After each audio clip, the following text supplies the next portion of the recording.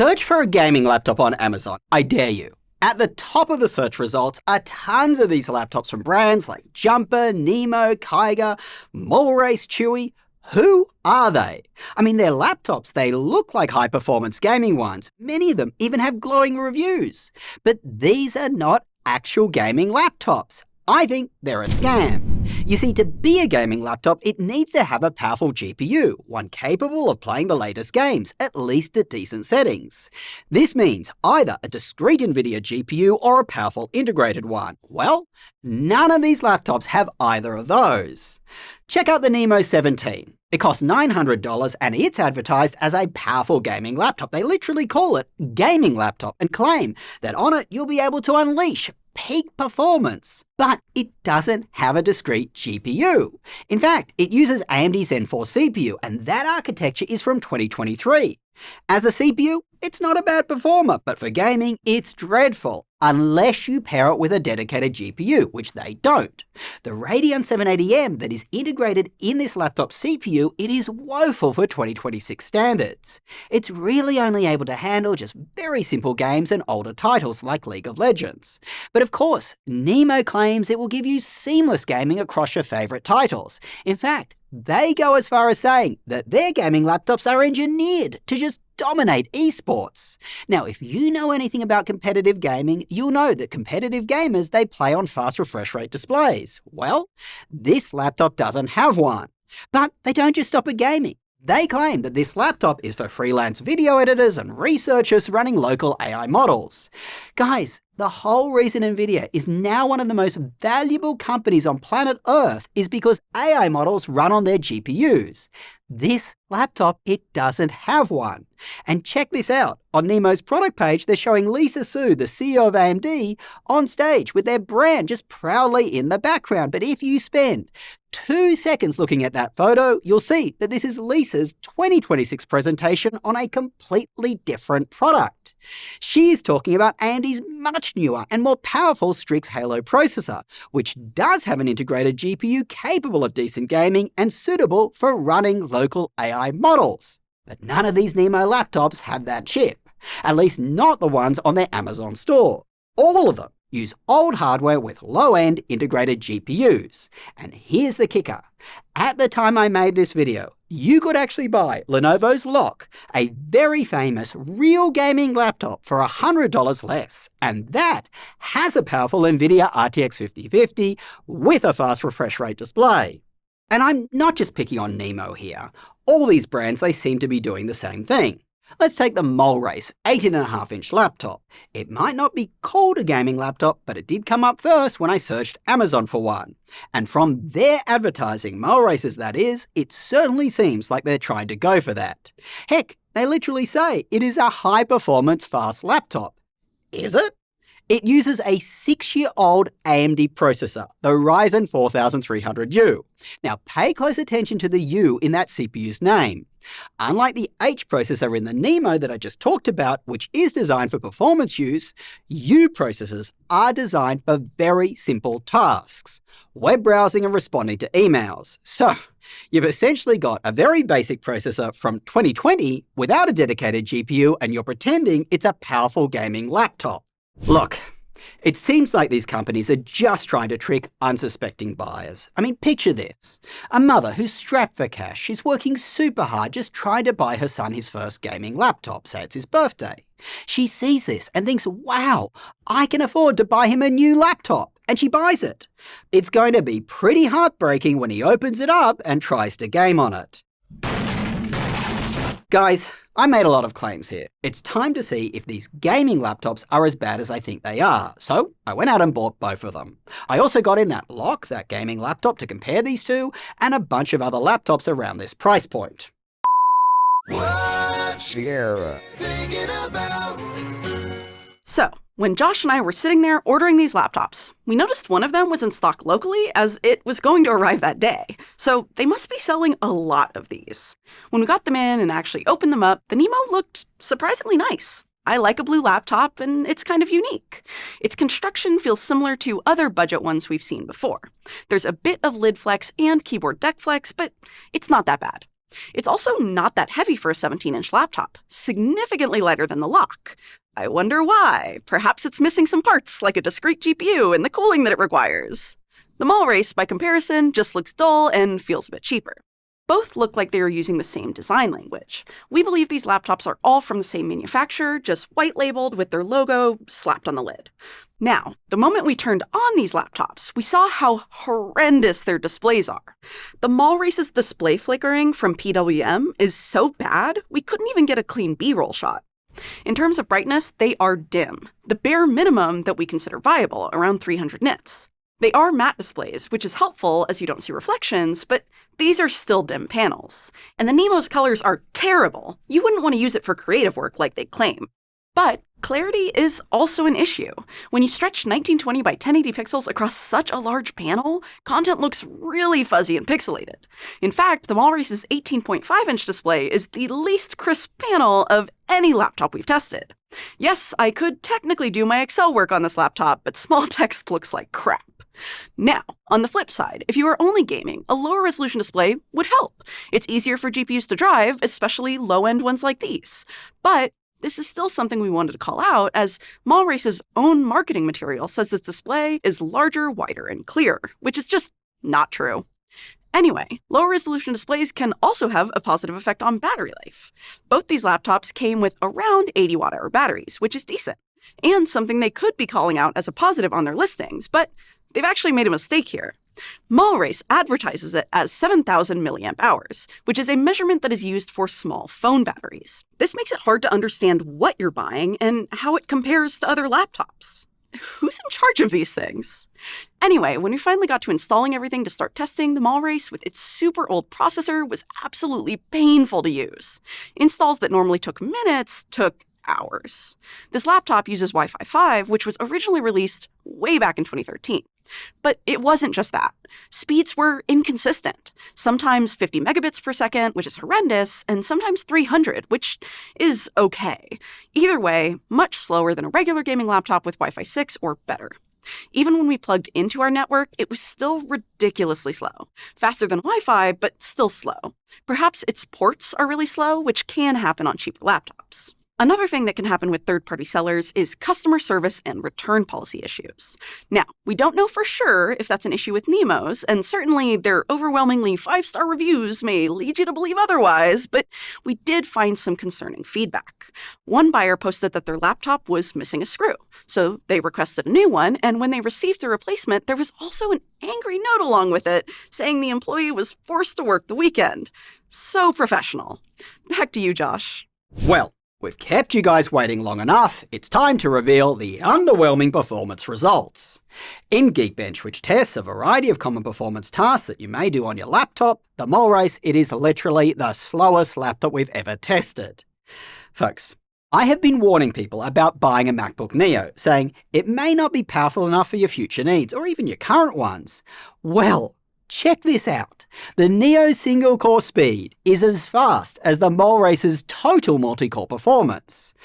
Ridiculous! Now, as I said, the Zen 4 chip in the Nimo, not a bad processor for CPU-only tasks, and you can see that here. It is competitive with other laptops at this price point. Switching to Cinebench, which tests a max CPU workload. The Nimo, it performs even better amongst its competitors, but these are not gaming tests. They don't use the GPU. So let's look at TimeSpy, the quintessential gaming benchmark. Here, the Mallrace's score is so bad, it's practically invisible on our graph. And the Nimo, it isn't much better either. The Nimo is essentially on par with Intel's new Wildcat CPUs for budget laptops. Now, those laptops are normally thinner, they're lighter, they often are better built, and they start around $600, less than the Nimo. But the real nail in the coffin is the Lock, the bona fide budget gaming laptop with a discrete GPU. That performs 4 times better than the Nimo and costs $100 less, at least at the time we made this video. And compared to the Mallrace, the Lock performs 18 times better. I couldn't even make this up, guys, if I tried. And check this one out. You can buy a premium thin and light laptop from last year around this price.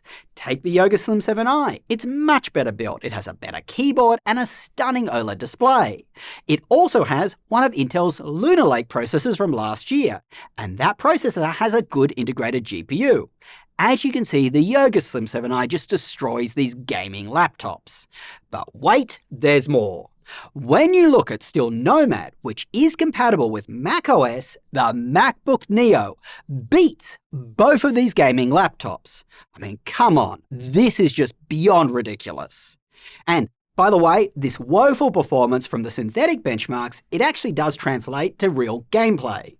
We normally run Cyberpunk's benchmark at Full HD resolution on high settings because it's an older title and even low-end gaming laptops, they can run it on these settings. But not these. The Nimo only managed 19 frames per second and the Mallrace 6 frames per second. Can you imagine unboxing one of these gaming laptops for Christmas and getting this kind of frame rate?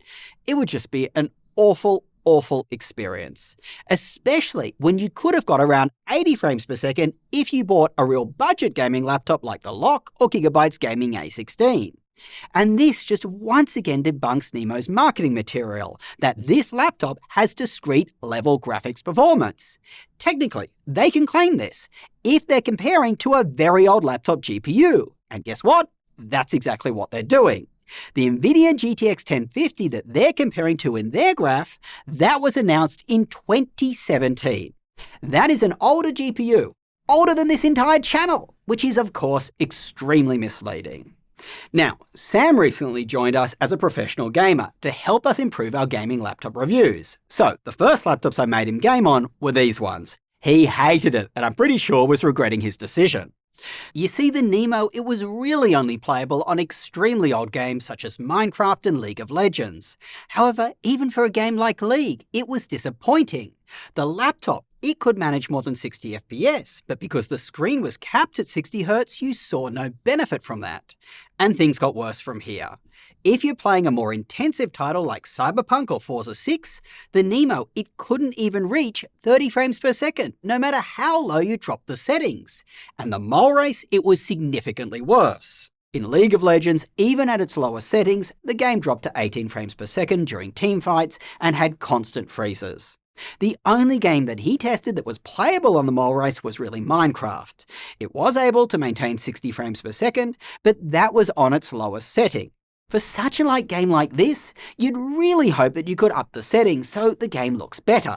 When he did, the frame rate was once again terrible, 20 to 30 frames per second with heavy stuttering. Finally, I handed him the Lock and the Yoga Slim 7i to game on, and that's when he started smiling.